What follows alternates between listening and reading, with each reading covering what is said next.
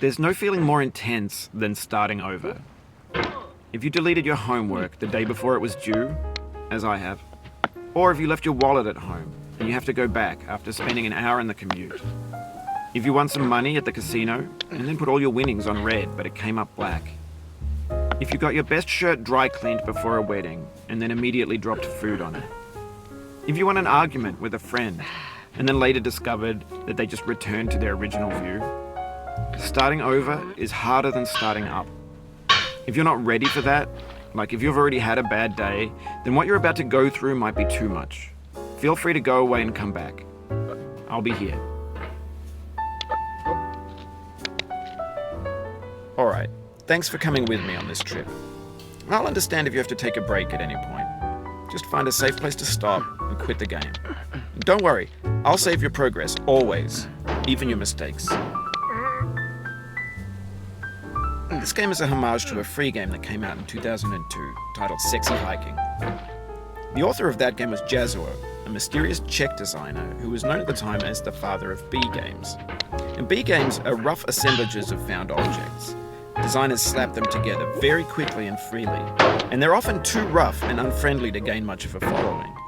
They're built more for the joy of building them than as polished products. In a certain way, Sexy Hiking is the perfect embodiment of a B game. It's built almost entirely out of found and recycled parts, and it's one of the most unusual and unfriendly games of its time. In it, your task is simply to drag yourself up a mountain with a hammer. And that act of climbing, in the digital world or in real life, has certain essential properties that give the game its flavor. No amount of forward progress is guaranteed. Some cliffs are too sheer or too slippery. And the player is constantly, unremittingly in danger of falling and losing everything. Anyway, when you start Sexy Hiking, you're standing next to this dead tree that blocks the way to the entire rest of the game. It might take you an hour to get over that tree, and a lot of people never got past it. You prod and you poke at it, exploring the limits of your reach and your strength, trying to find a way up and over.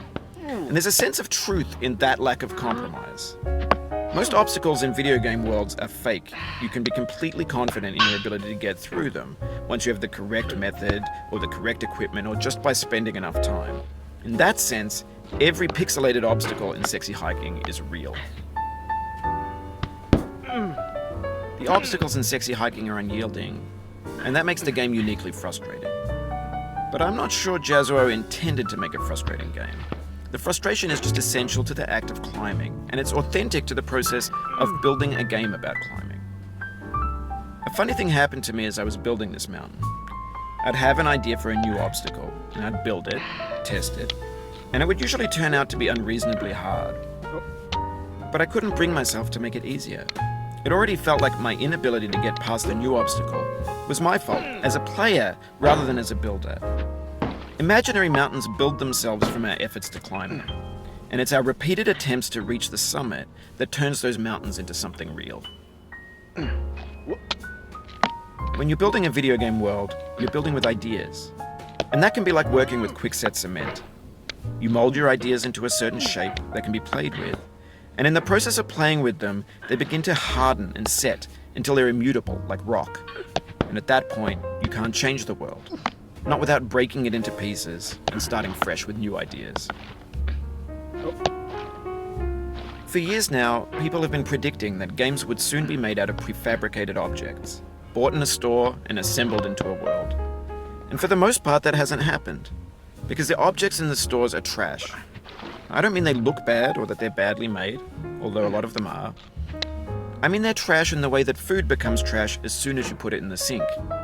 Things are made to be consumed and used in a certain context, and once the moment is gone, they transform into garbage. In the context of technology, those moments pass by in seconds.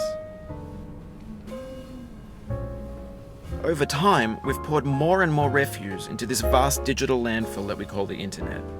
It now vastly outnumbers and outweighs the things that are fresh and untainted and unused. When everything around us is cultural trash, trash becomes the new medium, the lingua franca of the digital age. And you can build culture out of trash. But only trash culture. B games, B movies, B music, be philosophy. Maybe this is what digital culture is. A monstrous mountain of trash, the ash heap of creativity's fountain. A landfill with everything we ever thought of in it. Grand, infinite, and unsorted. There's 3D models of breakfast, Gen X's fanfic novels, scan magazines, green screen Shia LaBeouf, banned snuff scenes on LiveLeak.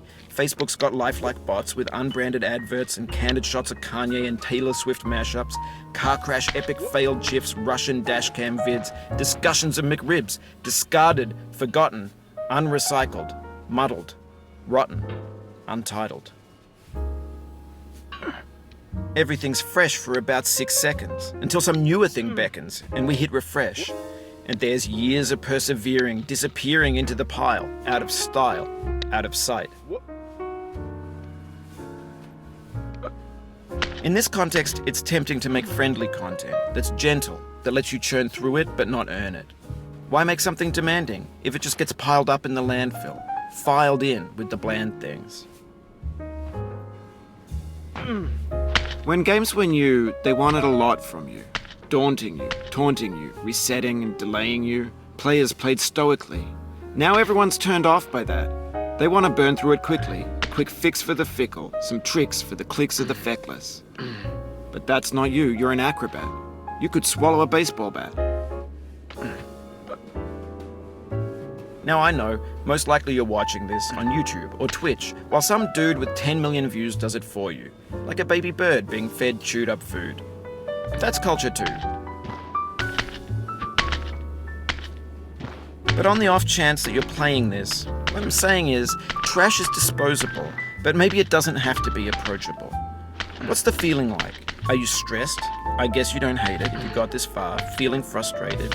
It's underrated.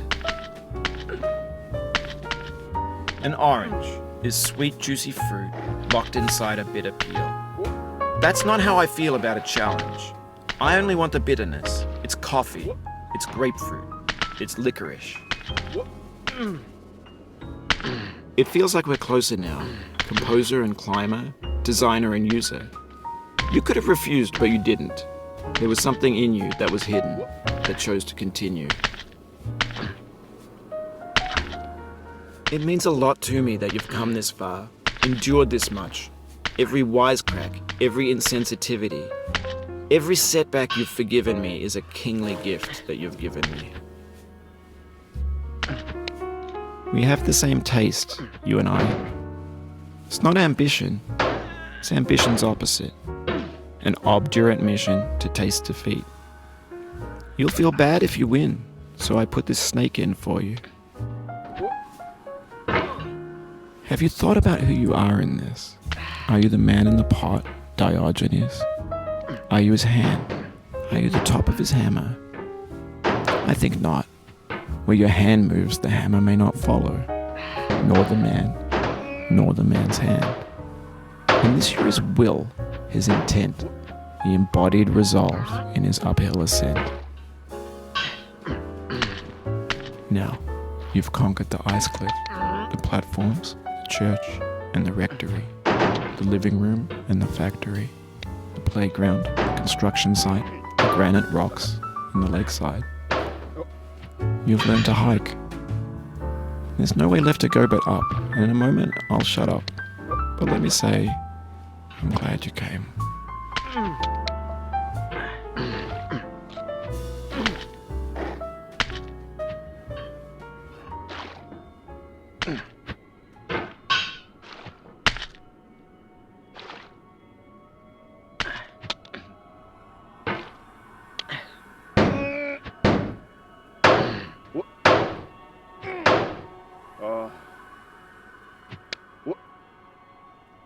I dedicate this game to you, the one who came this far.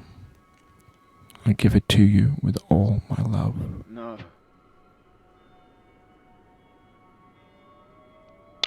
What?